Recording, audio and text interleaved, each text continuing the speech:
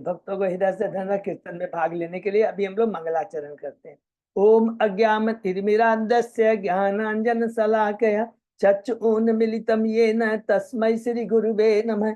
श्री चैतन्य मनोभीष्टं स्थापितं येन भूतले स्वयं रूप कदा मह्यं ददाति स्वपदान्तिकं। वन्देऽहं श्री गुरु श्री उद्पत कमलं श्री गुरु वैष्णवांच श्री रूपम साग्र जातम सहगण रघुनाथान्वितं तं सजीवं स्वाधेतं सावधूतं परिजं सहितं कृष्ण चैतन्य देवं श्री राधा कृष्ण पादान सहगण ललिता श्री विशाखा वितांत च। नमो ओम विष्णुपादाय कृष्ण पृष्ठाय भूतले श्रीमते भक्ति वेदांत स्वामिन इति नामनि। नमस्ते सारस्वते देवे गौरवाणी प्रचारिणे निर्विशेष शून्यवादी पाश्चात्य देश तारिणी। वांछा कल्पतरुभ्यस्य कृपा सिन्धुभ्येव च पतितानां पावनेभ्यो वैष्णवेभ्यो नमो नमः। नमो महावदान्याय कृष्ण प्रेम प्रदायते कृष्णाय कृष्ण चैतन्य नामने गौरत्विषे नमः। हे कृष्ण करुणा सिंधु दीन बंधु जगतपते गोपेश गोपिका कांत राधा कांत नमस्तुते। तप्त कांचन गौरांगी राधे बिंदावनेश्वरी वृषभानुसुते देवी प्रणमामि हरिप्रिये। नीलांचल निवासाय नित्याय परमात्मने बलभद्र सुभद्रायां जगन्नाथाय ते नमः। जय श्री कृष्ण चैतन्य प्रभु नित्यानंद श्री अद्वैत गदाधर श्रीवासादि गौर भक्त बिंद मुखम करोति वाचालम पंगु लंघेगिं यत्कृपातमहं वंदे श्री गुरु दीनतारिणं परमानंद माधवम श्री चैतन्येश्वरं। हरे कृष्ण कृष्ण कृष्ण हरे हरे हरे राम राम राम हरे। श्री मंगलाचरण की जय, शिला प्रभुपाद की जय। हरे कृष्णा। आज के इस भागवतम चर्चा में सभी भक्तों का हार्दिक स्वागत है। सभी भक्तों के चरणों में मेरा सादर दंडवत प्रणाम है। राधा माधव राधा गोविंद गुरु वैष्णव पर आचार्य की असीम कृपा हम लोगों के ऊपर है। हम सब भक्त लोग मिलकर श्रीमद् भागवतम के ऊपर कई दिनों से चर्चा कर रहे हैं। कल हम लोगों ने कैंटो 6 का 8वां अध्याय खत्म किया, नारायण कवच उस, और आज हम 9वां अध्याय शुरू करेंगे। शीर्षक है वृत्रासुर का आविर्भाव। उसके पहले देखिए सारा पूरा कनेक्शन है, याद रखेंगे।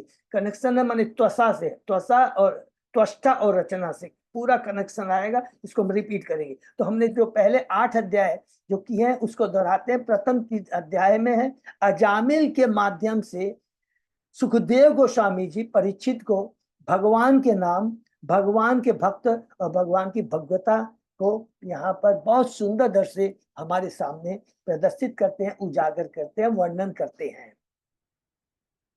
प्रश्न कहाँ है? परीक्षित महाराज का सुखदेव गोस्वामी को जीवों को नरक में जाने से कैसे बताया जाए। उत्तर में सुखदेव गोस्वामी ने कुछ कहा कि प्रायश्चित की विधि बताई, लेकिन कहा नहीं ये अच्छी नहीं है, ये तो हाथी के स्नान के बराबर है। इवन ज्ञानी को ज्ञान होने के बाद में जीव माया के सामने हार जाता है, माया देव के सामने ढुकने टेक देता है। सिगरेट पीना नुकसानदायक है, फिर भी जीव सिगरेट पीता है। तो एकमात्र जो रामबाण दवा है वो क्या है? भगवान श्री कृष्ण के नाम गुण लीलाओं का प्रति आकृष्ट होना, और यही सबसे उच्च प्रायश्चित विधि है।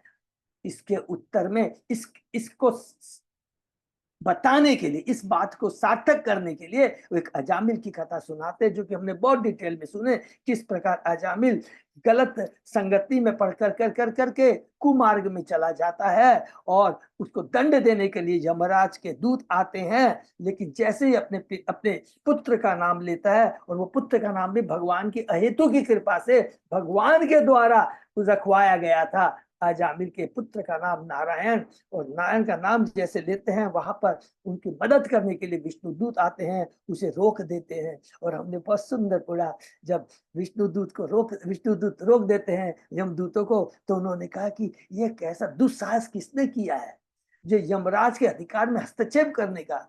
उत्तर में विष्णु दूत कहते हैं तुम्हें धर्म के बारे में मालूम है?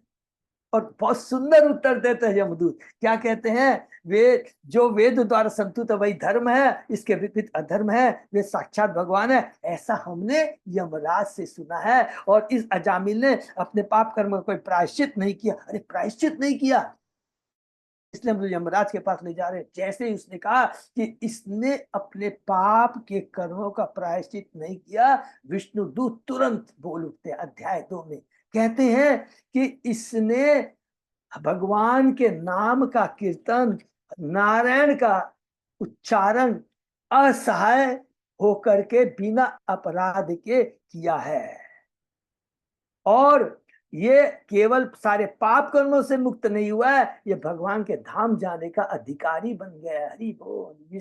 नारायण ब्रह्मा जी का वो याद आ जाता है, कैंटो 10 के 14 अध्याय का 8वां श्लोक, तत अनुकंपा सुमिक्षमाणो, कि जो भगवान की भक्ति सारे भौतिक कष्टों को झेलता हुआ भी ये समझ कर करके कि ये मेरे पिछले प्रारब्ध के कुकर्मों का फल है, दंड हमको मिलना चाहिए, इसको ध्यान में रखे हुए, अरे दंड मिलेगा उसको भूल जाओ, कोई बड़ी बात नहीं, मनुष्य योनि मिली है, इसका सदुपयोग करो, भगवान की भक्ति करो, और भक्ति करते करते करते करते सारे पाप कर्म तो नष्ट होते ही हैं, भगवान के धाम जाने का वो अधिकारी बन जाता है, जैसे एक पुत्र अपने पिता की संपत्ति का अधिकारी होता है। हरि बोल। तुरंत यमदूतों से विष्णु दूतों ने अजामिल को छुड़ा दिया है। अजामिल पश्चाताप करता है अपने कुकर्मों के लिए, हरिद्वार चला जाके भगवान की भक्ति करता है और भगवान के धाम चला जाता है। 30 अध्याय में हम यमराज द्वारा अपने दूतों को आदेश, कितना सुंदर आदेश है। कहते हैं, हमने बहुत डिटेल में पढ़ा, कहते हैं कि हे यमदूतों, एक पहली चीज ये जान लो कि मैं परम नियंता नहीं हूं, परम नियंता तो कृष्ण है। इंद्र चंद्रमा सारे देवता भी उसी के नियंत्रण में है, और जो भगवान के शरणागत होते हैं, कृपा करके उनके पास मत जाना। क्यों नहीं जाना? 2 कारण है। वो कारण क्या है कि जो भगवान के एक बार शरणागत हो जाता है, वो 100% सूनर और लेटर, कम समय भले ही कोई ज्यादा लगे, भगवान के धाम निश्चित जाएगा, क्योंकि भक्ति कभी विनष्ट नहीं होती है। हमेशा आज हम जो भक्ति करें कभी विनष्ट नहीं होगी। बस यही है कि जितनी व्यग्रता से, जितनी सतर्कता से, जितने भाव से हम भक्ति करें, उतना जल्दी हम भगवान की कृपा प्रेम को प्राप्त कर सकें। पाना निश्चित है, लेकिन हमें मनुष्य बहुत दुर्लभ है, प्रयत्न करना है इसी जीवन में हम अपने लक्ष्य को प्राप्त कर सके। दूसरा बात कहते हैं कि वो जितने भी भगवान के भक्त होते हैं, भगवान की कौमुद गदा के द्वारा सुरक्षित होते हैं। 2 बात कहते हैं, इसलिए भूल कर भी उनके पास मत जाना। और तीसरी बात कहते हैं, जो भगवान के भक्ति नहीं करते, भगवान को शरणागत नहीं है, उनके चरणों में अपना मस्तक नहीं जो, उनको अवश्य लेके आना। अरे वो उन्हीं के लिए ये नरक है। 4थे अध्याय में प्रवेश करते हैं। प्रजापति दक्ष द्वारा भगवान से की गई हंस की प्रार्थनाएं, बहुत सुंदर प्रार्थना करते हैं। दक्ष जो प्रचेताओं के पुत्र हैं, 10 प्रचेता हैं, उनकी पत्नी है मरीषा, उनसे दक्ष है। वो किस प्रकार वो विद्यांचल में जाकर कर कर करके भगवान की स्तुति करते हैं। बहुत सुंदर स्तुति है दक्ष की, देखिएगा। लेकिन उद्देश्य क्या, इसको ध्यान में रखेंगे। प्रजापति को भगवान, प्रजापति दक्ष को भगवान दर्शन देते हैं और कहते हैं, मैं तुम्हें प्रजापति पंचजन की पुत्री को देता हूं, जिसका नाम है अक्षिणी, उससे तुम जनसंख्या की वृद्धि करो। 4था अध्याय समाप्त। और यह क्या कि भगवान चले जाते। 5वां अध्याय में हमने पढ़ा प्रजापति दक्ष द्वारा नारद मुनि को शाप। तो यहाँ स्टार्टिंग कैसे होता है कि सुखदेव गोस्वामी कहते हैं विष्णु की माया से प्रेरित होता है। विष्णु तो, हम लोग क्या है, हम माया के अधीन है, और कृष्ण कौन है? मायापति है।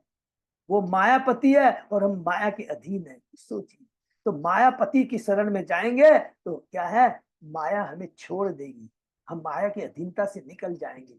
इसलिए हमें माया के अधीन नहीं, मायापति के शरणागत होना है, कृष्ण के, विष्णु के शरणागत होना है। और दक्ष 10,000 पुत्र उत्पन्न करता है जो क्या कहलाते हैं? हरीश्वर कहलाते हैं। और किस प्रकार वो तपस्या करने के लिए नारायण सरोवर सरस जाते हैं सिंधु सागर के बगल में, और किस प्रकार नारद जी की कृपा से उन्हें भक्ति का ज्ञान प्राप्त होता है, और वो गृहस्थ जीवन में न जाकर कर करके भगवान ब्रह्मचारी रहने का निश्चय करते हैं। दक्ष को क्रोध आता है, लेकिन ब्रह्मा जी शांत करते हैं, पुनः 1000 पुष्प उत्पन्न करता है। उनको भी नारद जी भगवान की भक्ति में लगा देते हैं। क्रोधित हो जाता है और वो अपशब्द यूज करता है और बहुत सारे यूज कहता है कि मेरे बच्चों ने बहुत, माने देखिए भौतिकता वाली बातें कहता है। क्या पहली बात कहता है, अभी तो उन्होंने भौतिक जगत का आनंद ही नहीं लिया। फिर दूसरी बात क्या कहता है, अरे वो तो अपनी देवता माता पिता के ऋणों से तो मुक्त ही नहीं हुआ है। तो इस तरह की बातें कहता है। तुमने एक बार गलती की, दूसरी बार गलती की है, ये दूसरी वाली गलती को बर्दाश्त नहीं कर सकता। तुम्हें शाप देता हूं कि तुम कभी भी एक जगह पर नहीं रह पाओगे। और अंत में सुखदेव गोस्वामी बहुत सुंदर बात कहते हैं दक्ष के शाप के उत्तर में नारद मुनि ने कहा, मैं तुम्हारे इस शाप को स्वीकार करता हूं। और बड़ी सहिष्णुता करुणा के साथ में उन्होंने पलट कर कोई शाप नहीं दिया। 6वें अध्याय में हम लोग प्रवेश करते हैं, दक्ष की कन्याओं का वंश का। 10 की कथा इसके बाद में हमने पढ़ा, ब्रह्मा जी की प्रार्थना पर पुनः दक्ष ने पुत्र उत्पन्न कर करके 60 कन्याएं उत्पन्न की, जो कि अलग अलग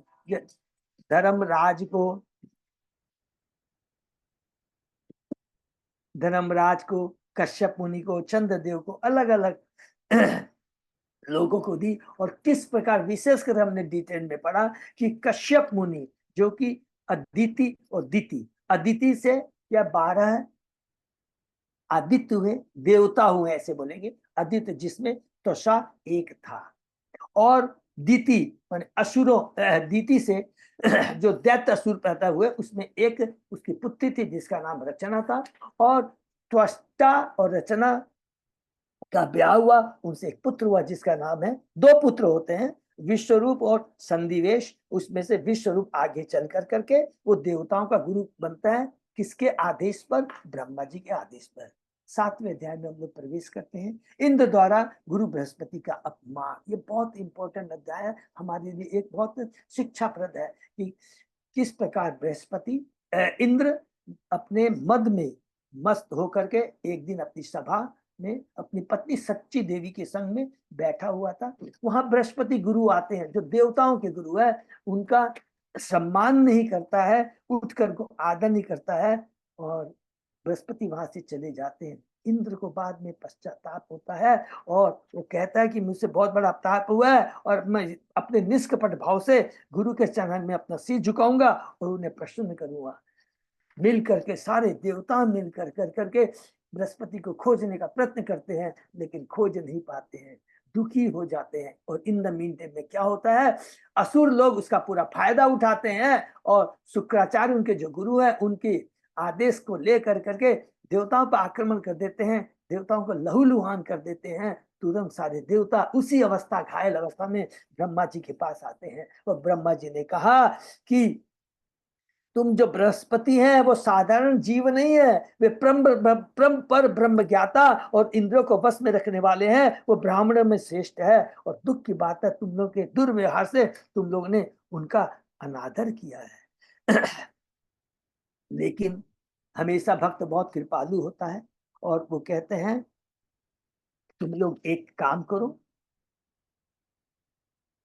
तुम लोग विश्वरूप के पास चले जाओ। और उनको विश्वरूप के पास भेज देते हैं। फिर से रिपीट करेंगे, विश्वरूप कौन है, त्वष्टा और रचना का पुत्र है।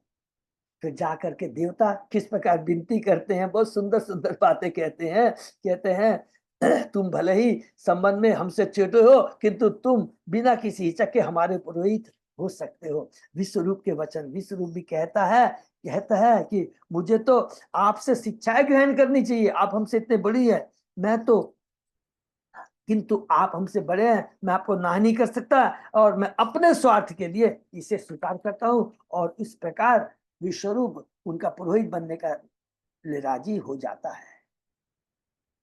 अध्याय 8 हमने जो कल समाप्त किया, नारायण कवच, बहुत डिटेल में है और हमने उसको इतना पढ़ा जो कि माने, लेकिन देखिए एक सबसे इंपॉर्टेंट चीज याद आपने कहा, एक तो प्रभुपाद जी का तात्पर्य और नारायण कवच स्रोत को प्राप्त करने के लिए किसकी कृपा ली है, स्वयं कृष्ण की, स्वयं नारायण की, भगवान के अवतारों की, भगवान के अस्त्रों की, सबकी कृपा प्राप्त करके ही वो नारायण कवच मिला है। हमने पढ़ा किस प्रकार नरसिंह भगवान की प्रार्थना, हे गुरु की प्रार्थना करते हैं, अलग अलग अवतारों की प्रार्थना करते हैं, सुदर्शन चक्र की प्रार्थना करते हैं। इस करके बाद में वो नरसिंह कवच उसे प्राप्त होता है और उस कवच के माध्यम से हमने देखा कि इसमें किस प्रकार नरसिंह नारायण कवच प्राप्त कर कर कर करके इंद्र ने असुरों पर विजय प्राप्त की और असुरों को जीत लेने के बाद उन लोगों ने, इंद्र ने तीनों लोगों का ऐश्वर्य का भोग किया। विश्वरूप ने इंद्र को बताया कि विश्व नारायण कवच यह स्रोत नारायण के दिव्य पुरुष से संबंध सूक्ष्म ज्ञान से युक्त है। जो इस स्रोत का प्रयोग करता है वह सरकार, लुटेरों, दुष्ट असुरों या किसी प्रकार के रोग द्वारा न तो सताया जाता है न संकट में पड़ता है। किंतु इस कलयुग में भगवान कहते हैं हरि नाम हरि नाम हरि नाम केवलम। और इसके पीछे लॉजिक भी है। लॉजिक भी कैसे है? हरे कृष्ण, स्वयं श्री कृष्ण से हमारी प्रार्थना है, राधा रानी के माध्यम से, हे राधा रानी, हे कृष्ण जो सद ऐश्वर्य से युक्त है, आनंद प्रदान करने वाले हैं, उसकी सेवा में मुझे लगाओ। और ये जितने भी हमने पढ़ा, विष्णु के बारे में पढ़ा, संकर्षण के बारे में पढ़ा, आप नरसिंह भगवान के बारे में, मत्स्य अवतार में, ये कौन है? ये सारे अवतार किससे निकलता है? देखिए हम कोरिलेट करेंगे, माने बहुत सुंदर चीज है। ये सारे अवतार कारणोदक्षाई विष्णु से निकलते हैं या क्षीरोदक्षाई विष्णु से निकलते हैं। और कारणोदक्षाई विष्णु कौन है? मूल संकर्षण से आते हैं। मूल संकर्षण कौन है? नित्यानंद, नित्यानंद प्रभु से आते हैं। नित्यानंद प्रभु कौन है? कृष्ण के विस्तार हैं। तो सोचे कृष्ण की स्थिति और इन अवतारों की स्थिति, उनकी पूजा करते थे। इसलिए कृष्ण मंत्र बहुत महान है। एक बार जिसने भगवान के नाम गुण लीलाओं का श्रवण कीर्तन कर लिया है, वो समझ लीजिए सारे कष्टों से, अभी पढ़ा था अजामिल को क्या कहते हैं, सुखदेव गोस्वामी जी क्या कहते हैं, जो सबसे उच्च कोटि की विधि है प्रायश्चित करने की है, वो हरि नाम की विधि है। इससे जीव के खाली पाप नहीं नष्ट करते हैं, पाप करने की प्रवृत्ति नष्ट होती है। अरे इतना ही नहीं, कृष्ण प्रेम प्राप्त होता है। तो ये हमने नारायण कवच के बारे में कहा। आज हम लोग उसके आगे पढ़ेंगे अध्याय 9, वृत्तासुर का आविर्भाव। तो ये जो मैं नारायण कवच बोला, इसको प्लीज याद रखेंगे। इसमें सब जगह खाली भगवान के बाण का अवतारों की, भगवतों की इसमें लिखा गया है कि भगवान, भगवान के जो सुदर्शन चक्र आयुध है भगवान से अभिन्न है।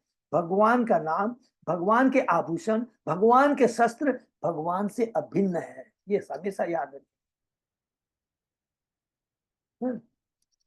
अब हम लोग आज अध्याय 9 में प्रवेश करते हैं। शीर्षक है वृत्तासुर का आविर्भाव। याद रखेंगे, भूलना किसको नहीं है कि ये सारी कहां से शुरू होती है। हमने जब पढ़ा था कि 60 पुत्रियां दक्ष की हैं, उसमें से एक पुत्री है जिसका नाम अदिति, और उनसे 12 देवता, बहुत सारे, इसमें 12 मुख्य जो आदित्य कहलाते हैं, उसमें एक है त्वष्टा। और दिति दैत्यों की माता, उसमें से एक पुत्री है रचना। उनसे एक पुत्र उत्पन्न होता है विश्वरूप। विश्वरूप नारायण कवच देता है।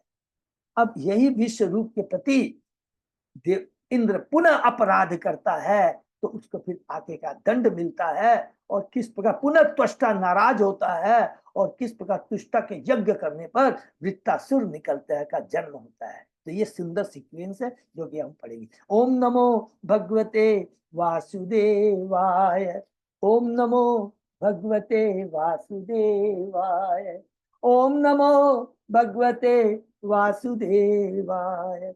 नारायण नमस्कृत्य नरं चैव नरोत्तमं देवी सरस्वती व्यासं ततो जयम् उदीरे। नष्प्रायेषु अभद्रेषु नित्यं भागवत सेवया भगवती उत्तम श्लोके भक्ति भवति नैष्टिकी। कृष्णाय वासुदेवाय देवकी नंदनाय च नंद गोप कुमाराय गोविंदाय नमो। आराधयो भगवान ब्रजेश तनय तत्दाम वृंदावनम रमया काचित उपासना व्रजवधु वर्गेण कल्पिता श्रीमद् भागवतम प्रमाणम अम्लम प्रेमापुमर्तो महान श्री चैतन्य महाप्रभो मतनिधम तत् आदरो न पर हरे कृष्ण कृष्ण कृष्ण हरे हरे हरे राम राम राम हरे हरे। कैंटो 6 अध्याय 9 शीर्षक है वित्तासुर राक्षस का आविर्भाव। हरि बोल। इस अध्याय में बताया गया कि स्वर्ग के राजा इंद्र ने विश्व रूप का वध कर दिया। देखिए विश्व रूप कौन है, उसको गुरु बनाया है, पुरोहित बनाया है। और इंद्र देखिए कितनी भौतिकता में है, इतने इतनी प्रार्थना करता है, कष्ट आते हैं तो भगवान के पास जाता है, लेकिन किस चीज के लिए जाता है, खाली बोल्ड अक्षर में नोट कर लीजिए, केवल भौतिक इच्छा के लिए। मुझे बचाइए, मेरा राज्य मुझे दीजिए, ये मेरे को तंग कर रहा है, ये असुर तंग कर रहा है, मुझे बचाइए। भक्ति के लिए नहीं। देखिए प्रहलाद महाराज इतने कष्ट आ रहे हैं, लेकिन भगवान को जरा भी कंप्लेन नहीं करता कि मैं कष्ट में हूं, असुरों के बीच में है, इतनी ताड़ना, इतने कष्ट होते हैं। ये होता है परम भक्त और एक देवता में फर्क। ये बहुत इंपॉर्टेंट चीज को और आगे डिटेल में पढ़ेंगे।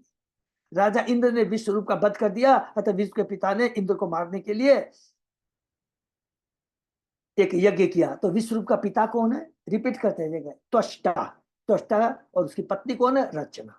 जब उस यज्ञ से बुतासुर उत्पन्न हुआ तो देवता डर के मारे श्री भगवान की शरण में गए, उनका यशोगान करने लगे। चूंकि विश्व रूप ने चुपके से स्नेहवश असुरों को यज्ञ की हवि प्रदान की थी, अतः जब इंद्र को यह पता लगा तो उसने विश्वरूप का सिर काट दिया। बाद में इंद्र को पश्चाताप हुआ, क्योंकि विश्वरूप ब्राह्मण था। इंद्र चाहता तो ब्रह्म हत्या के पापों कृत्य को निष्प्रभावी बना सकता था, किंतु उसने ऐसा नहीं किया। उल्टे उसने हत्या का पाप स्वीकार कर लिया। उसने पाप को स्थल, जल, वृक्ष तथा स्त्रियों में बांट दिया। चूंकि पृथ्वी ने पाप का चतुर्थांश स्वीकार किया, इसलिए पृथ्वी का एक भाग मरुस्थल बन गया। वृक्षों ने भी उतना ही पाप स्वीकार किया, इसलिए उनसे रस चूने लगा। स्त्रियों के पाप का चतुर्थांश ग्रहण किया, इसलिए वे मासिक धर्म के समय अस्पृश्य बन गई। चूंकि जल ने भी पाप स्वीकार किए थे, अतः बुलबुले उठने वाला जल किसी काम में नहीं लाया जाता। विश्व रूप के वध के पश्चात उसके पिता ने इंद्र को मारने के लिए यज्ञ किया। दुर्भाग्यवश यदि मंत्रों का, ये बहुत इंपॉर्टेंट है, इसलिए ये बहुत इंपॉर्टेंट चीज है, यह दुर्भाग्यवश यदि मंत्रों का अनियमित उच्चारण हो, गलत उच्चारण हो, तो विपरीत फल देते हैं। हरि बोल। इसलिए हरि नाम का करते हैं, जो कि अपराध भी करते हैं तो वो कभी हमें कष्ट नहीं देता है। इसलिए हरि नाम हरि नाम हरि नाम के लिए कलोम नास्ति कलो नास्ति कलो नास्ति गतिर अन्यथा। त्वष्टा के यज्ञ में ऐसा ही हुआ।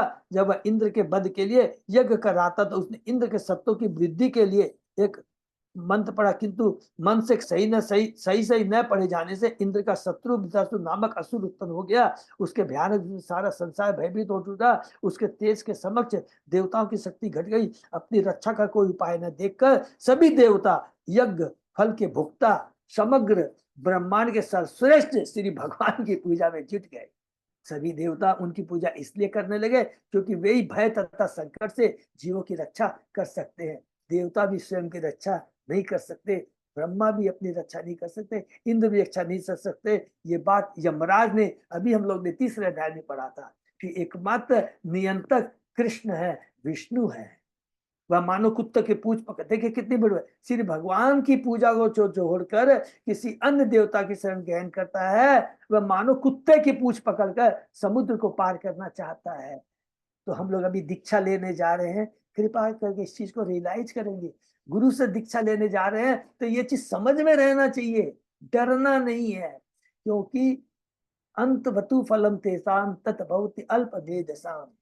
देवताओं के द्वारा जो फल प्राप्त होते हैं वो सीमित होते हैं, क्षणिक होते हैं, भौतिक होते हैं।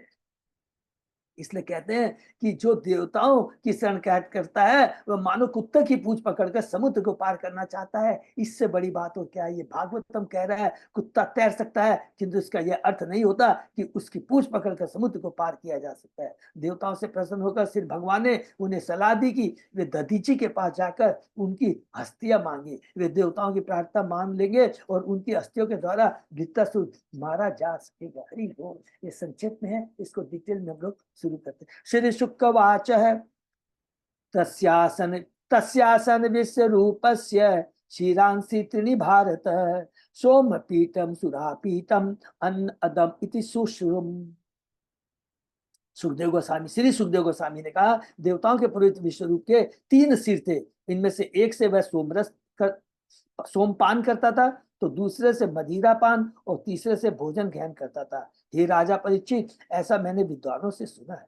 कोई मनुष्य स्वर्ग का राज्य, इसके राजा तथा अन्य वासियों को प्रत्यक्ष नहीं देख सकता है और न उनके अन्य कार्यकलापों को ही देख सकता, क्योंकि वह स्वर्ग लोग नहीं जाता। यद्यपि आधुनिक वैज्ञानिकों ने अनेक अंतरिक्ष यानों का आविष्कार कर लिया, किंतु वे अभी चंद्रमा तक नहीं पहुंच पाए। स्वर्ग की तो बात कोसों की दूर है। कोई मनुष्य प्रत्यक्ष अनुभव से, मानव अनुभूति से अधिक नहीं सीख सकता है, उसे विद्वानों से सुनना चाहिए। इसलिए महात्मा सुखदेव गोस्वामी कहते हैं, हे राजन, मैं तुमको वही सुना रहा हूं जो कुछ मैंने विद्वानों से सुना है।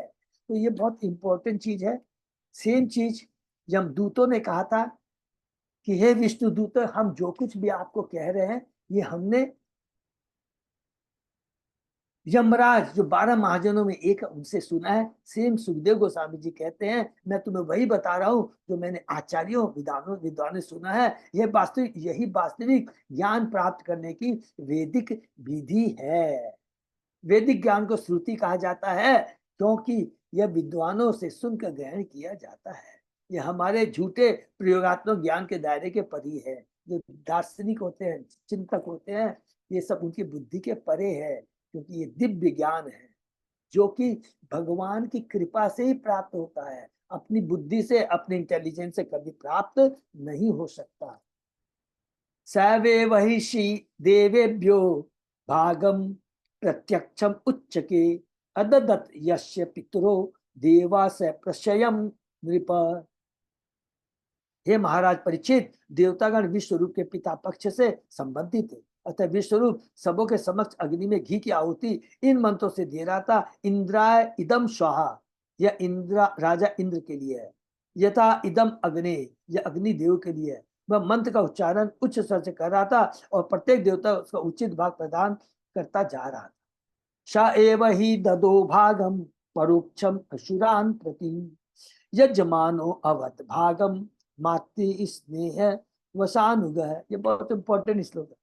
वह यद्यपि देवताओं के नाम से यज्ञ की अग्नि में घी की आहुति डाल रहा था, किंतु देवताओं की चोरी चोरी से छुप कर वह असुरों के नाम की भी आहुति डालता जाता था, क्योंकि वे उसकी माता के पक्ष के थे। क्योंकि उसको अपने माता के प्रति भी तो प्यार था।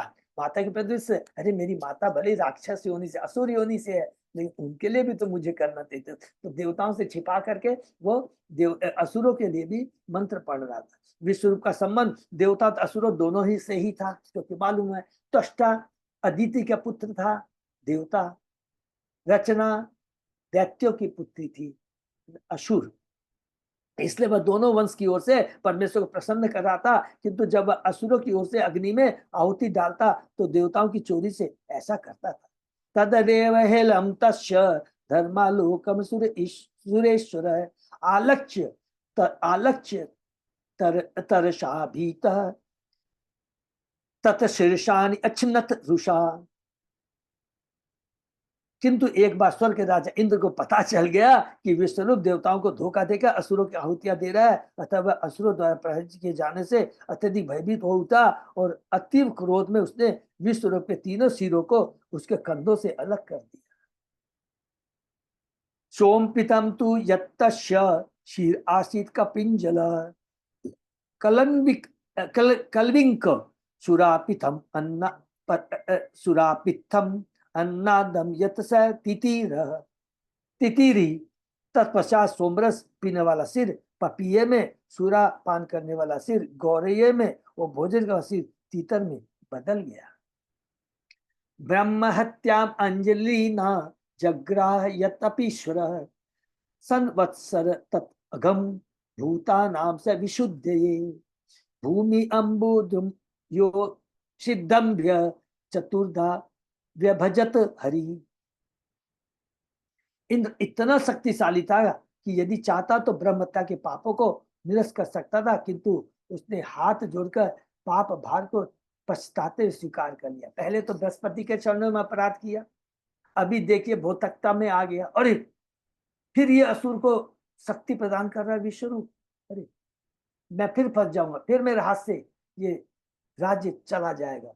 तो अपनी सतोगुणी बुद्धि को खोकर रजोगुण के प्रभाव में आ जाता है और गलती कर बैठता है। क्या गलती करता है? पुनः एक ब्राह्मण की हत्या कर देता है विश्वरूप, और उसके लिए फिर पछताता है।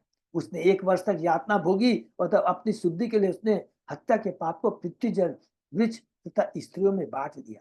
भूमि तुरियाम जग्राह खात पुरवरेण वे इरिणम ब्रह्म हत्याया रूपम भूमो प्रदिश्यते। पृथ्वी ने राजा इंद्र से बदले में यह वरदान लेकर कि जहां कहीं भी गड्ढे होंगे वे समय पर अपने पाप भर जाएंगे। ब्रह्म हत्या के पापों का चतुर्थांश स्वीकार कर लिया, तो पृथ्वी ने 1/4 स्वीकार किया। उन पापों के कारण हमें पृथ्वी पर अनेक मरुस्थल दिखाई पड़ते हैं। चूंकि रेगिस्तान पृथ्वी की दूषित स्थिति के कारण प्रकट होता है, अतः कोई भी अनुष्ठान रेगिस्तान में नहीं किया जा सकता। जिनके भाग्य में रेगिस्तान में रहना बदा है, उनके बारे में यह समझना चाहिए कि ब्रह्म हत्या के पाप के कारण वे वहां रह रहे हैं। ये देखिए प्रभुपाद जी कितना बढ़िया बोलते हैं कि जो भी रेगिस्तान में रह रहे हैं तो समझ लीजिए तो ब्रह्म हत्या के पाप के कारण वहां रह रही है, जो पाप इंद्र ने किया था। तुर्यम चेद विरोहेण वरेण जगृहु ध्रुमा तेषाम निर्यास रूपेण ब्रह्म हत्या प्रदिश्यते। वृक्षों ने इंद्र से बदले में यह वरदान लेकर कि काटने पर उनकी शाखाएं फिर से उग जाएंगी, तो ब्रह्म हत्या के पाप का चतुर्थांश ले लिया। तो उन्होंने, इंद्र ने कहा भाई मेरे पाप का चौथा हिस्सा ले लो तुम लोग भी, तो हमको कुछ चाहिए। तो वृक्ष क्या बोलते हैं कि जब भी उनकी शाखाओं को काटेंगे तो वो शाखाएं पुनः उग आएगी। ये पाप वृक्षों के निकलने वाले रस के रूप में दिखाई पड़ते हैं, इसलिए इस रस को पीना वर्जित है। शश्वत काम वरेणाहम तुरियम जगृहु स्त्रिय रज रूपेण ताशु मासी मासी प्रदिश्यते। स्त्रियों ने इंद्र से बदले में यह वरदान प्राप्त करके कि वे अपनी काम वासनाओं को जब तक वे भ्रूण के लिए हानिकारक न हो गर्भ काल में भी निरंतर पूरी कर सकेंगी। पापों का चतुर्थांश स्वीकार कर लिया, फलस्वरूप स्त्रियों में प्रत्येक मास रजो दर्शन होता है। स्त्रियों की जाति अत्यंत कामी होती है और उनकी काम वासना कभी पूरी नहीं होती। जब इंद्र ने यह वर दिया कि उनकी कामनाओं का कभी अंत न हो, तो स्त्री ने ब्रह्म हत्या के अगले लगने वाले पापों का चतुर्थांश स्वीकार कर लिया। द्रव्य भूयो वरेण आप तुरियम जगृहु मलम तासु बुद्ध फेन व्याम दृष्टम तत्हरति क्षिपन। जल ने इंद्र से बदले में यह वर प्राप्त करने के लिए कि अन्य वस्तु में जल मिलाने से उसका आयतन बढ़ जाएगा, पापों का चौथा अंश स्वीकार कर लिया। इसलिए जल में बुलबुले तथा फेन उड़ते हैं। ये तो क्या है, उन्होंने पाप स्वीकार किया, लेकिन दूसरा उनको वर क्या मिला कि जब भी उनको किसी अन्य वस्तु से जल मिला देंगे तो आयतन बढ़ जाएगा। मनुष्य को चाहिए कि उन्हें हटाकर ही जल भरे। जब दूध, फल से, रस से, अन्य ऐसे किसी पदार्थ के साथ जब मिलाया जाता है तो आयतन बढ़ जाता है, और लोग यह नहीं समझ पाते कि उनमें से किसकी वृद्धि हुई। इस आशीर्वाद के बदले में जल ने इंद्र के पापों का चतुर्थांश अंगीकार कर लिया। ये पापन फेन तथा बुलबुलों में दिखाई पड़ते हैं, अतः पीने के लिए जल भरते समय बुलबुले तथा फेन से बचना चाहिए। हत पुत्र तथा त्वष्टा जुहाव इंदाय सत्रवे इंद्र शत्रु विवर्धस्व माचिरम जहि विद्विषम। विश्वरूप के वध के पश्चात उसके पिता त्वष्टा ने इंद्र को मारने के लिए अनुष्ठान किया। ये देखिए, अब तुष्टा क्रोधी तो वही तुष्टा जिसका पुत्र, जो विश्व रूप है, जिसको इंद्र ने हत्या की। उसने अग्नि में यह उच्चारण के आहुति डाली, क्या? हे इंद्र के शत्रु, तुम्हारी अभिवृद्धि हो, तुम अविलंब अपने शत्रु का वध करो। त्वष्टा के द्वारा उच्चारित मंत्र में कुछ त्रुटि रह गई थी, क्योंकि उसने अल्पकाल के बजाय दीर्घ काल तक उच्चारण किया, जिससे मंत्र का अर्थ बदल गया। त्वष्टा इंद्र शत्रु शब्द का उच्चारण करना चाहता था, जिसका अर्थ है हे इंद्र के शत्रु। इस मंत्र में इंद्र संबंध कारक षष्ठी में आया है, अतः इंद्र शत्रु में तत्पुरुष समास हुआ। दुर्भाग्यवश त्वष्टा ने इस मंत्र का देर तक उच्चारण किया, जिससे उसका अर्थ इंद्र के शत्रु से बदलकर इंद्र जो शत्रु है हो गया। फलस्वरूप इंद्र का शत्रु न प्रकट होकर वृत्तासुर का शरीर प्रकट हुआ, जिसका शत्रु इंद्र था। माने ऐसा मुझे पुत्र दो जो इंद्र को मार सके। मंत्र ऐसा पढ़ दिया कि मुझे ऐसा पुत्र दो जो इंद्र के द्वारा मारा जा सके। उल्टा हो गया ना, क्लियर है ना। तो ये देखिए मंत्र को बहुत सोच समझ के पढ़ना चाहिए, ये यहाँ पर बताया है। अथान्वाहार्य पचनात उत्थितो घोर दर्शन कृतांत इव लोकानां युगांत समये यथा। तत्पश्चात अनवाहार्य नामक अग्नि के तत्क्षणिक होने से एक भयानक व्यक्ति प्रकट हुआ, जो युगांत में समग्र ब्रह्मांड का विनाश करने वाले के समान प्रतीत हो रहा था। हरि बोल। माने उससे यज्ञ, अग्नि यज्ञ से एक माने विशाल भयानक व्यक्ति प्रकट होता है। वो कौन है? वृत्तासुर। हरि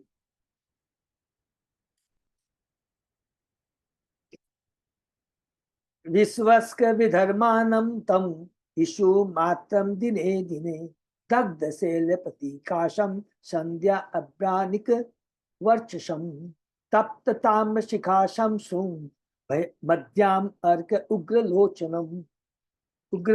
उग्रलोचनम देदीप्यमाने शके शूले आरोप्य रोदसी नित्यंतम उद्दंतम च चालयन्तं पदा महिं दरी गंभीर वक्त्रेण पीबता च नभस्थलम लिहता जिया वृक्षाणि ग्रसता भुवन त्रयम् महता रोदनस्त्रेण जिब जिब मानम मुहुर्मुहुः वितस्ता दुधु लोका वृक्ष सर्वे दिशो दश। उस असुर का शरीर चारों दिशाओं में छोड़े हुए बाण के समान प्रतिदिन बढ़ने लगा। वह लंबा और काला था, मानो जला हुआ पर्वत हो। वह ये माने वित्तासुर का देखे शरीर का शारीरिक रूप का वर्णन है। वह संध्याकालीन बादलों के समूह की भांति दीप्ति से युक्त था। असुर के शरीर के बाल तथा उसकी दाढ़ी मूछे पिघले तांबे के रंग की थी। उसके नेत्र मध्याह्नकालीन सूर्य की भांति भेदने वाले थे। वह दुर्जय था और ऐसा प्रतीत हो रहा था मानो अपने प्रज्वलित त्रिशूल पर तीनों लोगों को धारण किए। उच्च स्वर करके उसने नाचने और गाने से सारी पृथ्वी हिल उठी, मानो भूकंप आया। वह पुनः पुनः जमाई ले रहा था, मानो कंदरा के समान अपने विशाल मुख में वह सारे आकाश को निगल जाना चाहता हो। ऐसा प्रतीत हो रहा था मानो वह आकाश के तारों को अपनी जीभ से चाट रहा हो और अपने लंबे पहने दांतों से संपूर्ण ब्रह्मांड को खाने जा रहा हो। उस विराट असुर को देखकर सभी व्यक्ति डर के मारे इधर उधर चारों दिशाओं में भागने लगे। ये नावृता इमे लोका तपसा त्वाष्ट मूर्तिना शैवे वित इति प्रोक्त पाप परम दारुण। उस अत्यंत भयानक असुर ने, जो वास्तव में त्वष्टा का ही पुत्र था, अपने तप बल से सभी लोगों को आच्छादित कर लिया। इसलिए वह वृत्त अर्थात प्रत्येक वस्तु को आच्छादित करने वाला कहलाए। जो प्रत्येक चीज को आच्छादित कर देता है उसका नाम है वृत्तासुर। वेदों में कहा गया है स इमा लोकान आवृणोत तद वृतस्य वृत्तम। चूंकि असुर ने समस्त लोगों को आच्छादित कर लिया था, इसलिए उसका नाम वृत्तासुर पड़ा। तम निजगनु अभिद्रुत्य श विबुध ऋषभा श्वेशे दिव्यास्त्र शास्त्र ओधे शो अग्रसत तानि कृतस्नशः। इंद्र इत्यादि सभी देवता अपने सैनिकों सहित उस असुर पर टूट पड़े। वे अपने दिव्य धनुष बाणों तथा हथियारों से उसे मारने लगे, किंतु वृत्तासुर उनके सभी हथियार निगलता गया। हरि बोल। तथा ते विस्मिता सर्वे विषण्णाग्रस्त तेजस प्रत्यक्षम आदि पुरुषम उपतस्तु समाहिता। उस असुर की शक्ति देखकर सभी देवता अत्यंत आश्चर्यचकित तथा निराश हो गए और उनकी सारी शक्ति जाती रही। अतः सभी परमात्मा से भगवान नारायण की पूजा करके उन्हें प्रसन्न करने के लिए निमित्त एकत्र हुए। अब सीधा जब देखते हैं कि वृत्तासुर से हम लोग जीत नहीं पाएंगे, तो अब सब देवता कहाँ जाते हैं? भगवान के पास जाएंगे।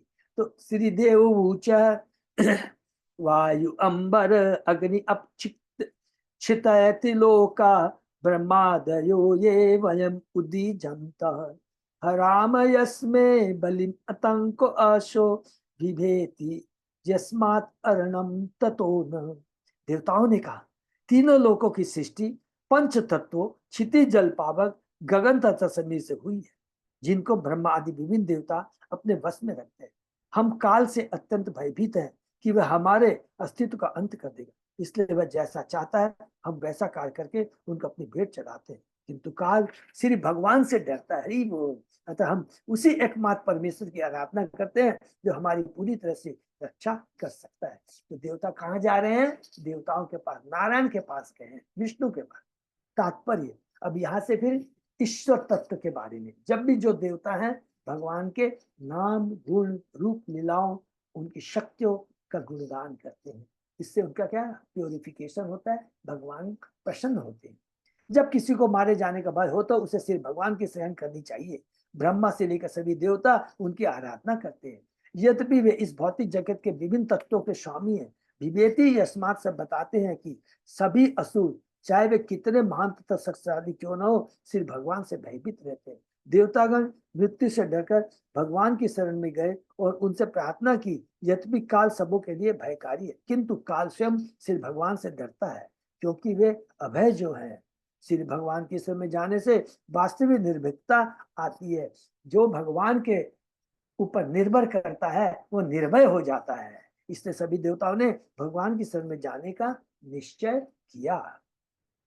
अविस्मितम तम परिपूर्ण कामम स्वेनेव लाभेन समम प्रशांतम विनो उपसर्पति अपरम ही बालिश स्वलांगुलेन अतितितरती सिंधुम।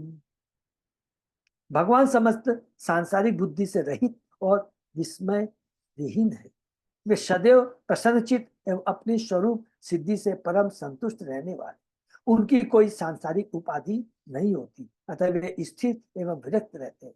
वही श्री भगवान सबों के एकमात्र आश्रय है। अतः जो मनुष्य किसी अन्य से अपनी रक्षा की कामना करता है वह अवश्य बड़ा मूर्ख है और कुत्ते की पूंछ पकड़कर समुद्र को पार करना चाहता है। ये बहुत इंपॉर्टेंट श्लोक है, बहुत इंपॉर्टेंट लाइन है। जब भी हमको कुछ भी चाहिए, सुख हो दुख हो भौतिक इच्छा कुछ भी हो, हमें केवल भगवान के पास ही जाना चाहिए, क्योंकि वो सर्व समर्थ है।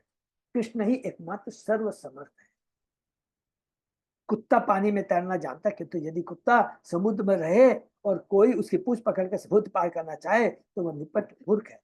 न तो कुत्ता समुद्र पार कर सकता है और न कोई मनुष्य ही उस कुत्ते की पूंछ पकड़कर समुद्र पार कर सकता है। इसी प्रकार जो मनुष्य ज्ञान के समुद्र को पार करना चाहता है उसे न तो किसी देवता की न किसी अन्य की ग्रहण करनी चाहिए, उसे तो एकमात्र श्री भगवान की शरण में जाना चाहिए। ज्ञान के समुद्र को पार कर जाना है, भक्ति में से जिसको जुड़ना है, जिससे भौतिक जगत से छुटकारा पाना है, उसे उसको एकमात्र श्री भगवान की ही आश्रय लेना चाहिए, भगवान की ही शरण में जाना चाहिए। देवता भी हमें भौतिक जगत से छुटकारा नहीं दिला सकते, वो स्वयं भौतिक जगत में रहते हैं, उनका शरीर ही भौतिक होता है।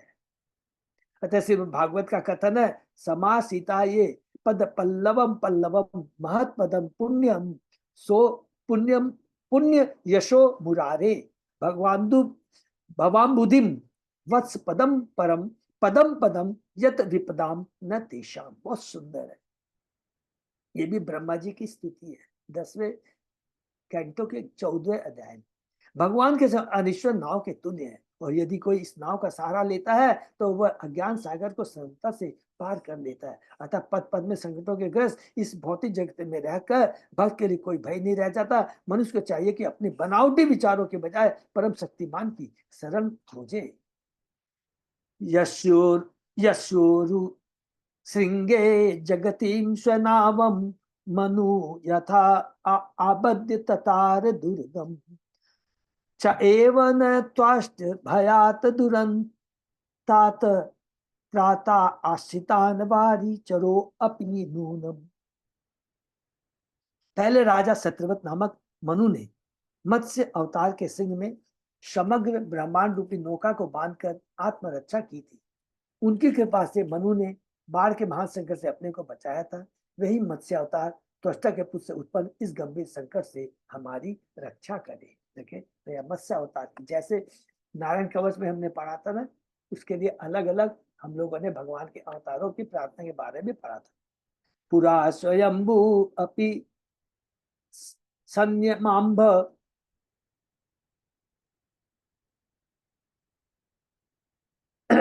उदीर्ण वातो उर्मी रवे कराली एको एकोर बिंदात पतित तरार तस्मात् भयात येंस नु अस्तु पार। सृष्टि के आरंभ में प्रचंड वायु के बाढ़ के जल में भयानक लहरें उठने लगी।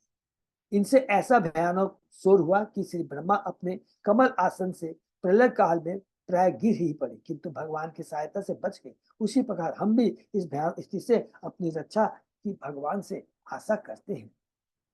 यह एक ईशो निज माययान ससर्जयेना नुसृजाम विश्वम वयम न यस्यापि पुर समीहत पश्याम लिंग पृथगी समानिनः।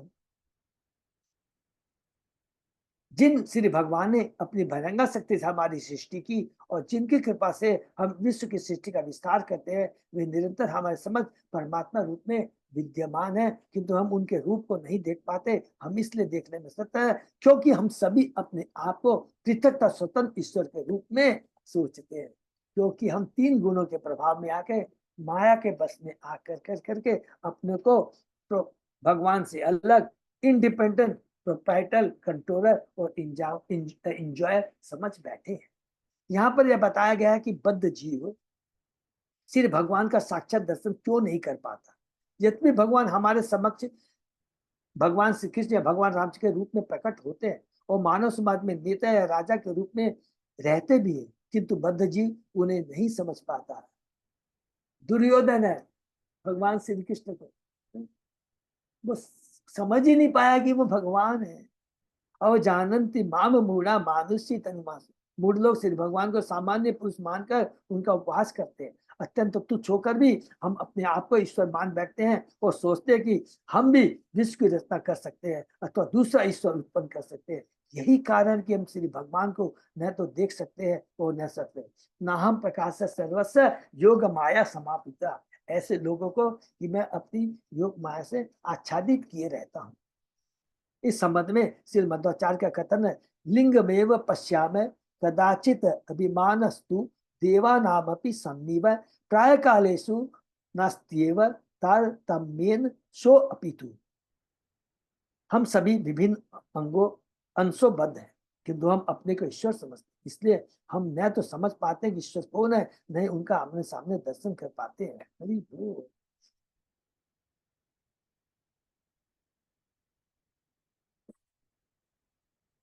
यो न सपत्ने भृशम उद्यमानां देवर्षितियग्निषु नित्य एव कृतावतार तनुभिश्वमायया चित्तात्मशात पाति युगे युगे च तमेव देवं वै आत्मदेवतं परम प्रधानम पुरुषम विश्वमन्यम ब्रजाम सर्वे शरणम शरण्यम स्वानाम शनोधास्यति शन्न महात्मा। हरि बोल। श्री भगवान अपनी अचिंत अंतरंगा शक्ति से अनेक दिव्य शरीरों में विस्तार करते हैं। यथातथ देवताओं की शक्ति के अवतार वामन देव, ऋषियों के अवतार परशुराम, जलतों का मत्स्य तथा कुंभ, वे सभी प्रकार की जीवात्माओं के बीच विभिन्न दिव्य देह धारण करते हैं और मनुष्य के विशेष रूप से भगवान कृष्ण तथा राम के रूप में प्रकट होते हैं। मत्स्य अवतार, कुर्म अवतार, बराह अवतार, बाम, अलग अलग हमने देखा। माने मछली का भी अवतार है, सुअर का भी अवतार होते हैं, मनुष्य के रूप में जाते हैं, लेकिन भगवान अपनी दिव्य स्थिति बनाए रखते हैं। इस चीज को हमें भूलना नहीं है। वे सभी प्रकार जीवात्मा के भी विभिन्न देह धारण करते हैं और मनुष्य विशेष रूप से भगवान कृष्ण तथा राम के रूप में प्रकट होते हैं। अपने अहेतु की तरह से वे असुरों द्वारा सताए गए देवताओं की रक्षा करते हैं। वे समस्त जीवात्माओं के पूज्य श्री विग्रह है, वे परम कारण है और स्थित पुरुष की सृजन शक्तियों के रूप में प्रकट होते हैं। इस ब्रह्मांड से पृथक रहकर वे विराट रूप में विद्यमान रहते हैं। अतः इस भयभीत अवस्था में हमें चाहिए कि उनकी शरण ग्रहण करें, क्योंकि हमें विश्वास है कि परमात्मा हमें अपनी सुरक्षा प्रदान करे। इस श्लोक में श्री भगवान विष्णु को सृष्टि का आदि कारण माना गया है। श्रीधर स्वामी ने अपने भाष्य भावार्थ दीपिका में इसका उत्तर दिया है कि प्रकृति पुरुष इस दृश्य जगत के कारण है। जैसा कि यहाँ पर कहा गया है, परम प्रधानम पुरुषम विश्व विश्वम अन्यम, वे परम कारण है और स्थित पुरुष की सृजनात्मक शक्ति के रूप में प्रकट होते हैं। वे इस ब्रह्मांड से पृथक रहकर अपने विराट रूप में विद्यमान है। यहाँ पर प्रकृति सबसे परमेश्वर की भौतिक शक्ति तथा पुरुष सबसे भगवान की श्रेष्ठ शक्ति सूचित होती है। प्रकृति शक्ति है, जीव शक्ति है, स्त्रीलिंग है, और भगवान एकमात्र पुरुष है, शक्तिमान है। जैसा कि भगवद गीता मिले, प्रकृतिम यान्ति मामिका, अंततः प्रकृति तथा पुरुष परमेश्वर में प्रवेश करते हैं। यद्यपि ऊपर से प्रकृति तथा पुरुष ही भौतिक जगत के कारण प्रतीत होते हैं, किंतु ये दोनों परमेश्वर की विभिन्न शक्तियों के प्रकाश है। सबको समझ आना बहुत सिंपल है, हम सभी जीव भगवान की शक्ति है, भगवान की हम लोग तटस्था शक्ति है, पराशक्ति। अतः परमेश्वर इन दोनों के कारण है, वही आदि कारण सर्व कारण कारणम है। नारदी पुराण का कथन है, अविकारोपि परम प्रकृति तु विकारिणी अनुप्रविश्य गोविंद प्रकृतिश्चाभि धीयते अभिधीयते। प्रकृति तथा पुरुष दोनों निम्न तथा श्रेष्ठ शक्तियां सिर्फ भगवान से उद्धित है। प्रकृति निकृष्ट है और जीव उत्कृष्ट शक्ति है। जैसा भगवत में कहा गया, गाम आविश्य, भगवान प्रकृति में प्रवेश करते हैं, तभी प्रकृति विभिन्न जगतों की सृष्टि करती है। अभी हम लोग ने कुछ देर में पहले ही पढ़ा है ना, सबको मालूम है ना कि कानोदक्षाई विष्णु से, अच्छा हम लोगों ने दूसरी जगह पढ़ा, कानोदक्षाई विष्णु है, अपनी सृष्टि अपनी दृष्टि डालते हैं, उनके रोम से असंख्य ब्रह्मांड निकलते हैं, अपनी दृष्टि जब डालते हैं तभी प्रकृति, तभी उनकी काल शक्ति से प्रकृति एक्टिवेट होती है, 3 गुण एक्टिवेट होते हैं। प्रकृति स्वतंत्र नहीं है, न ही उनकी शक्तियों के परि। भगवान श्री वासुदेव ही सभी वस्तुओं के मूल कारण है। इसलिए भगवान ने भगवद गीता में ये कहा है, चतुश्लोकी गीता का ये वेरी वेरी इंपोर्टेंट 8वां श्लोक है, याद है ना, 8, 9, 10, 11। अहम सर्वस्व प्रभु मत सर्व प्रवर्तते इति मत्वा भजन्ते मां बुद्धा भाव समन्विता। मैं प्रकृति जगत और वैकुंठ दोनों का कारण हूँ, मुझसे ही सब कुछ उत्पन्न होता है और चेष्टा करता है। इस प्रकार तत्व से समझकर बुद्धिमान भक्तजन श्रद्धा और भक्ति के साथ प्रेम पूरित हृदय से मेरा निरंतर भजन करते हैं। भगवान ने श्रीमद् भागवतम में भी कहा गया, हमें वासवे सृष्टि के पूर्व ही मैं था। ब्रह्मांड पुराण में इसकी पुष्टि इस पर। देखिए ये 8वां अध्याय 10वां 8वां श्लोक है, चतुश्लोकी भागवतम का पहला श्लोक, और ये जो हमें वासवे ये दूसरे कैंटो के 9वें अध्याय का 33वां ये है चतुश्लोकी भागवतम का पहला श्लोक। ठीक है ना, 8, 9, 10, 11 ये है गीता का 8वें अध्याय का, और कैंटो 2 के 9वें अध्याय का 33, 34, 35, 36 वह है चतुश्लोकी भागवतम का पहला श्लोक। स्मृतिर्व्यवधानेन प्रकृत्वमिति स्थिति उभयात्मक सुतित्वा वासुदेव परम पुमान प्रकृति पुरुष चेति शब्द रेको अभिधीयते। इस ब्रह्मांड की उत्पत्ति के लिए भगवान परोक्ष में पुरुष और प्रत्यक्ष रूप में प्रकृति की भूमिका निभाते हैं, क्योंकि दोनों ही शक्तियां हैं। पहला चीज, सर्वव्यापी भगवान वासुदेव से ही उदित है, एक उत्कृष्ट है, एक नित्य, इसलिए वे प्रकृति पुरुष दोनों कहलाते हैं। यही कारण कि वास्तु प्रत्येक वस्तु के कारण है, सर्व कारण कारण। हरि बोल।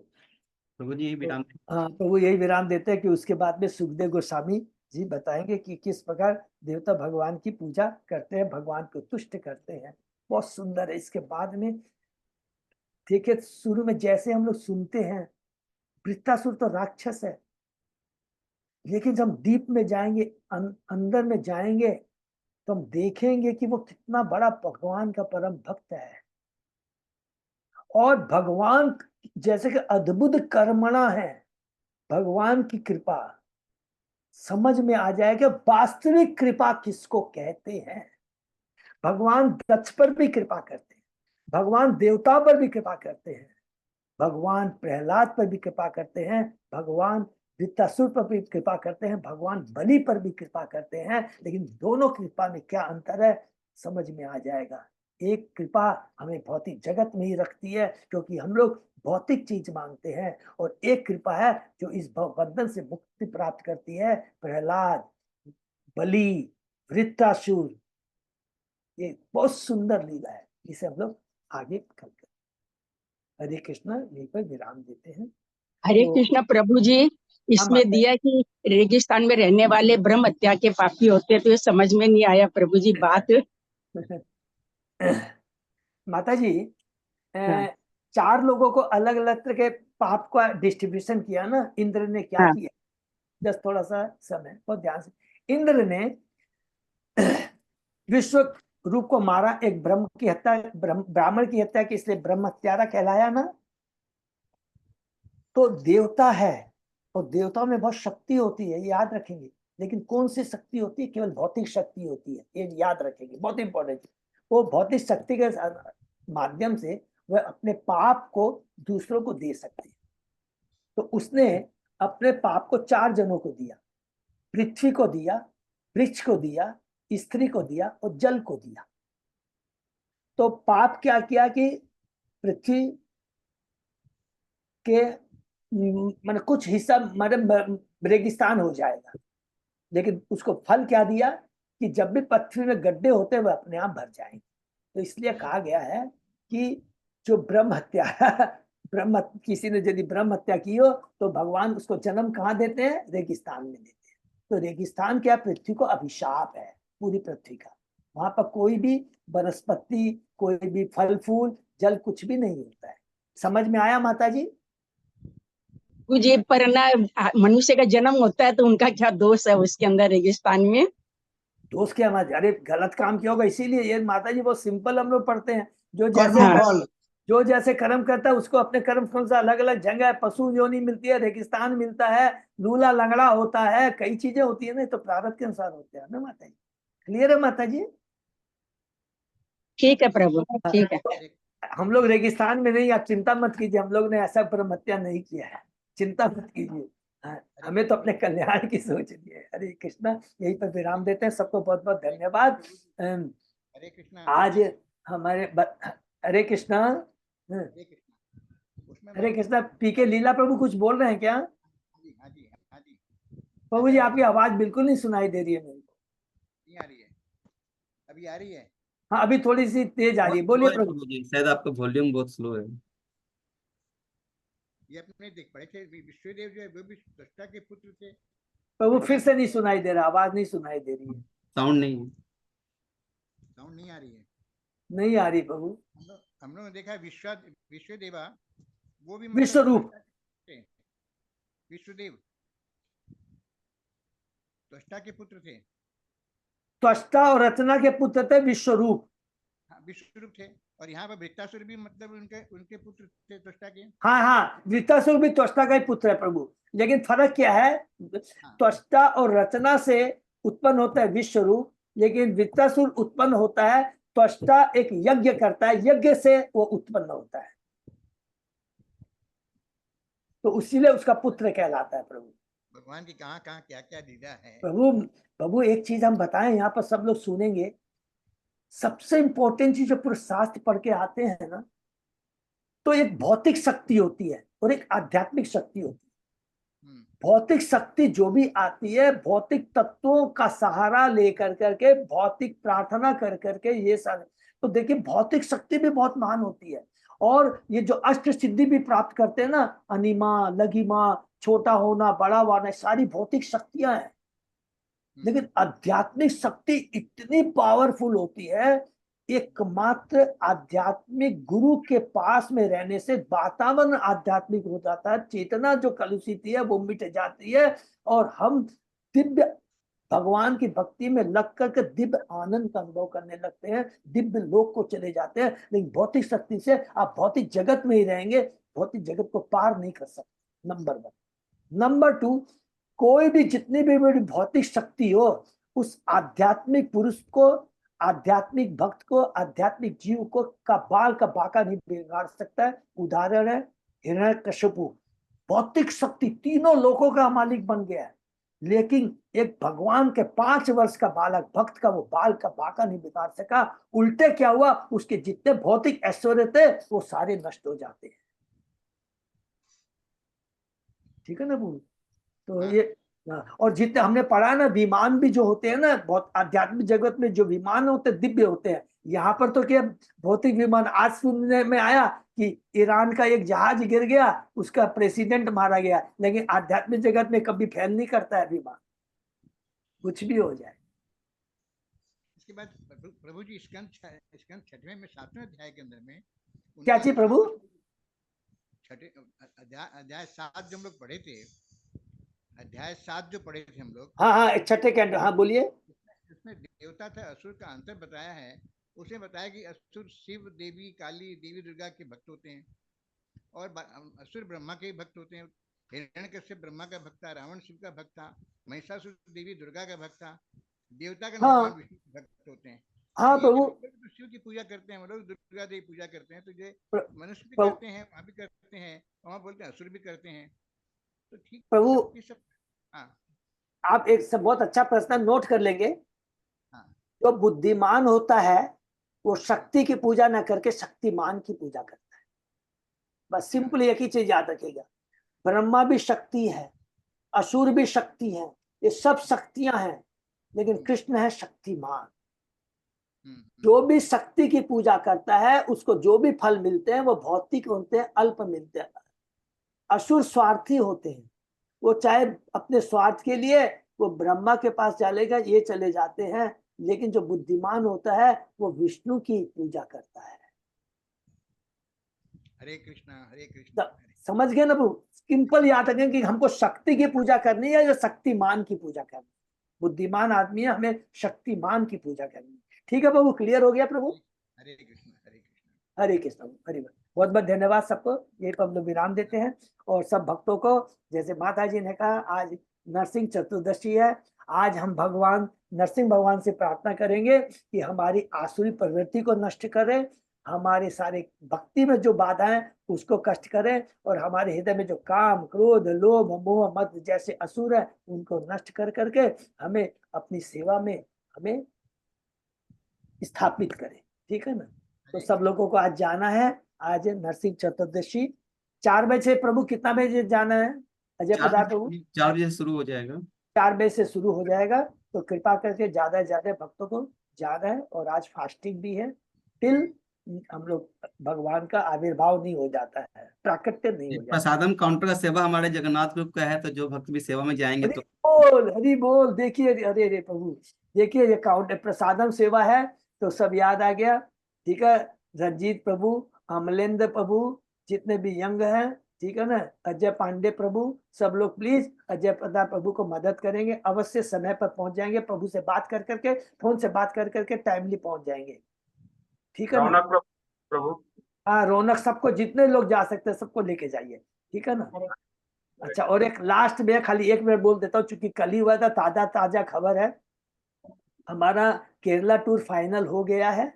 और आजकल के अंदर में हमारा वो जो क्या बोलते हैं उसको, टेम्पलेट क्या बोलते हैं, इटिनरी, हाँ इटरनी, और पूरा आज आपको पोस्ट कर दिया, आज नहीं तो कल पक्का पोस्ट हो जाएगा। तो इसलिए तैयार रहेंगे। करीब 10 जून के आसपास में टिकट बुकिंग शुरू होगी। उसके पहले सारी ट्रेनों की डिटेल सब कुछ मिल जाएगा, कितना डोनेशन है सारा उसके अंदर में है। तो प्लीज सब लोग तैयार रहेंगे। यात्रा शुरू हो रही है, हम लोग यहाँ से 9 अक्टूबर को शुरू करेंगे। ट्रेन से जो जाना चाहते हैं तो 11 अक्टूबर को पहुंचेंगे, और वापसी वहां से होगी 17 माने हमारी यात्रा शुरू होगी 11 अक्टूबर से 17 अक्टूबर तक। रियल यात्रा 11, 12, 13, 14, 15, 16, 17 को हम लोग वापस आके के कोई ट्रेन पकड़ लेगा या फ्लाइट से आ जाएगा। बहुत सुंदर इस बार व्यवस्था है, हैक्टिक नहीं है, और हम लोग बहुत अच्छे स्थानों का दर्शन करेंगे, कथा सुनेंगे। हरे कृष्णा। यही हरे कृष्ण बाबू जी, सादर प्रणाम। सादर और एक वो जो एक परिक्रमा होता है गौर निताई का गरुड़ गाड़ी में, हाँ, पूरा भारत परिक्रमा होता है। 50 साल में 6 बार हुआ। अभी गुरु सदाई रोड में वो रुके हुए हैं। जब जो हाँ। जाएंगे वो उसको दर्शन करता है। हरी बोल, हरी बोल। तो वो गौर गौर निताय आए हुए हैं, तो उनका दर्शन करना है। और अभी वो हमारे राधापति बंसीधारी प्रभु बहुत इंटरेस्ट थे, उनके यहाँ हमारे हावड़ा में भी रुके हुए थे 2-3 दिन हैं। इष्ट देव प्रभु भी आए थे और बहुत सुंदर वहाँ प्रोग्राम हुआ।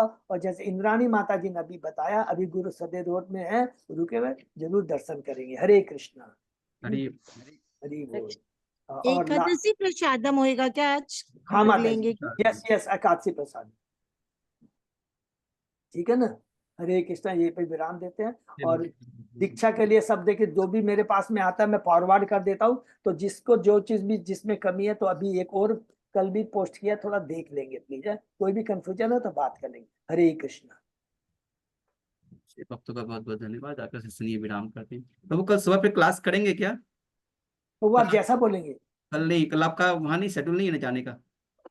कल ब्रह्म उत्सव है, सुबह ग्लोरिफिकेशन के लिए आपका कुछ वैसा नहीं है ना? आप बात करके बता देंगे, फिर अपने पोस्ट कर देंगे, वैसा कुछ भी रहेगा तो एक बार फिर, अच्छा मैं आपसे बात कर लेता हूँ। ठीक। ओके प्रभु, ओके। हरे कृष्णा प्रभु। हरे कृष्णा।